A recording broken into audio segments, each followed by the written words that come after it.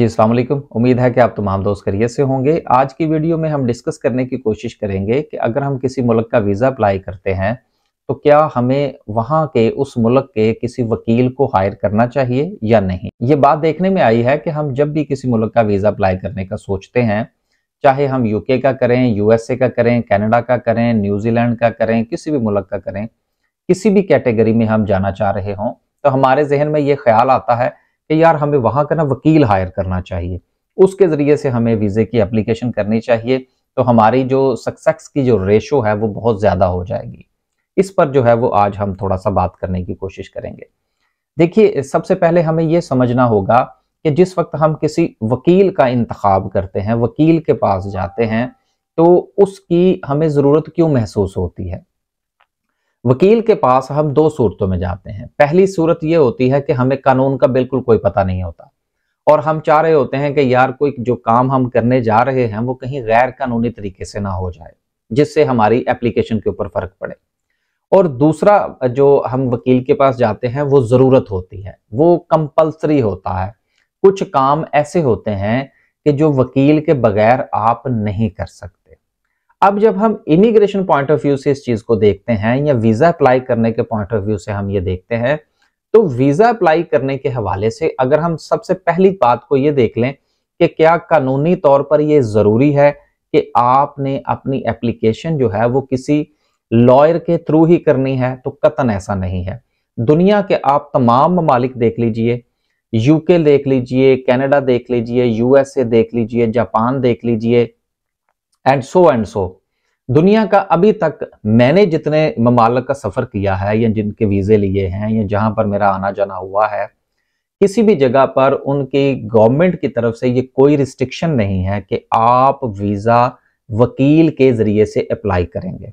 तो लिहाजा एक बात तो कंफर्म हुई कि वकील के जरिए से वीजा अप्लाई करना कानूनी तौर पर कोई जरूरी नहीं है। एक बात।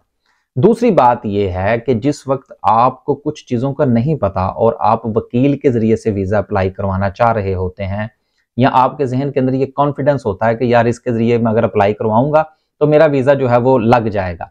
इस पर अब हम थोड़ा सा इसको खोल कर बयान करने की कोशिश करते हैं।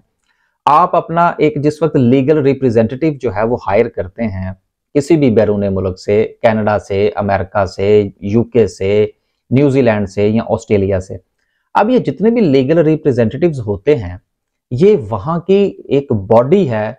मुख्तलिफ बॉडीज हैं, यूके में मुख्तलिफ है, यूएसए में मुख्तलिफ है, कनाडा में मुख्तलिफ है। फिर ये इनकी अपनी बॉडीज के साथ इनकी रजिस्ट्रेशन होती है। जिस वक्त आप वीजा एप्लीकेशन स्टार्ट करने के लिए जाते हैं तो वो शुरू में ही आपसे पूछ लेते हैं कि जी क्या ये एप्लीकेशन आप अपनी खुद कर रहे हैं या कि आपने कोई लीगल रिप्रेजेंटेटिव जो है वो यूज किया है। अब अगर तो आपकी एप्लीकेशन जो है वो लीगल रिप्रेजेंटेटिव के थ्रू हुई होगी तो वहां पर वो आपका लीगल रिप्रेजेंटेटिव जो है वो अपना एक रजिस्ट्रेशन नंबर डालेगा, जिससे उसकी सारी की सारी डिटेल्स जो है वो आपकी एप्लीकेशन में आ जाएगी। तो इसका इफेक्ट क्या होता है आपकी एप्लीकेशन के ऊपर कि वो असेसमेंट करने के लिए जब किसी इमिग्रेशन ऑफिसर के पास जाती है जिसने आपको वीजा देना है, वीजा क्लियरेंस ऑफिसर के पास जिस वक्त आपकी एप्लीकेशन जाती है तो उसके टाइटल पे लिखा होता है कि इस बंदे ने इमिग्रेशन एडवाइजर यूज किया है या लीगल रिप्रेजेंटेटिव जो है वो इसका वीजा अप्लाई कर रहा है। अब देखिए ये एक इंसानी सोच है, ये कॉमन सेंस है।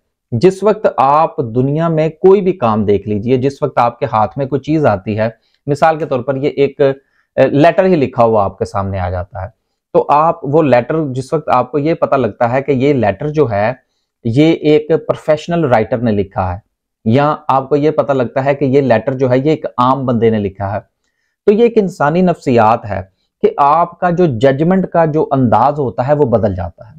जब आपको पता लगता है कि ये एक प्रोफेशनल राइटर ने एक लेटर लिख के भेजा है आपको और उसमें से अगर गलतियां निकलती हैं तो वो कहता है यार ये तो बिल्कुल किसी सूरत भी काबिल कबूल नहीं है, लिहाजा वो उसके ऊपर कॉम्प्रोमाइज नहीं करता क्वालिटी के ऊपर। लेकिन अगर वही लेटर जो है वो किसी आम बंदे ने लिखा हो तो आपके जहन के अंदर होता है अच्छा यार चलो कोई नहीं, इसमें एक दो छोटी मोटी गलतियां हैं लेकिन ठीक है कोई बात नहीं, उसकी बात तो समझ में आ रही है। This is the point. ये एक ऐसा पॉजिटिव इंपैक्ट होता है आपकी एप्लीकेशन के ऊपर जो कि आप जिस वक्त लीगल रिप्रेजेंटेटिव को इस्तेमाल करते हैं तो ये पॉजिटिव इंपैक्ट नहीं मिलता, एक बात। दूसरी बात यह है कि जिस वक्त आप लीगल रिप्रेजेंटेटिव को इस्तेमाल कर रहे होते हैं तो सारे कानून का उसको भी पता होता है, और जो वीजा क्लियरेंस ऑफिसर होता है सारे कानून का उसको भी पता होता है। लिहाजा वीजा क्लियरिंग ऑफिसर जो है उसकी ये पूरी कोशिश होती है कि वो जब तक तमाम कानूनी मामलात आपकी एप्लीकेशन के अंदर पूरे ना हो जाएं वो आपको वीजा नहीं देता। तो लिहाजा ये एक बहुत बड़ा इम्पैक्ट होता है आपकी एप्लीकेशन के ऊपर। फिर आप यूं समझ लीजिए कि जो वीजा क्लियरेंस ऑफिसर है वो पूरा प्रोफेशनली आपकी एप्लीकेशन को देखता है, वो हर उस नुक्ते को जज करने की कोशिश करता है कि कहीं कानूनी तौर पर किसी किस्म का कोई सुकम जो है वो आपकी एप्लीकेशन के अंदर ना रह जाए।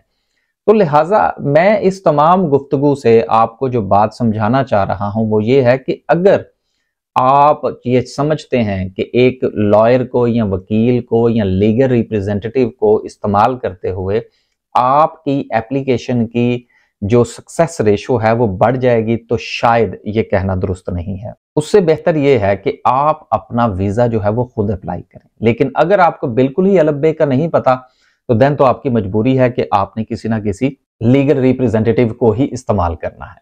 तो उम्मीद है कि आज की इस वीडियो में आपको ये बात जो है वो मैं एक्सप्लेन कर पाया हूँगा कि जो वीज़ा प्रोसेसिंग है उसमें लीगल रिप्रेजेंटेटिव का किरदार जो है वो आपकी एप्लीकेशन के ऊपर कितना असर डालता है। बस जी, अब तक के लिए सिर्फ इतना ही। इंशाल्लाह एक नई वीडियो के साथ हाजिर होंगे। अल्लाह हाफिज।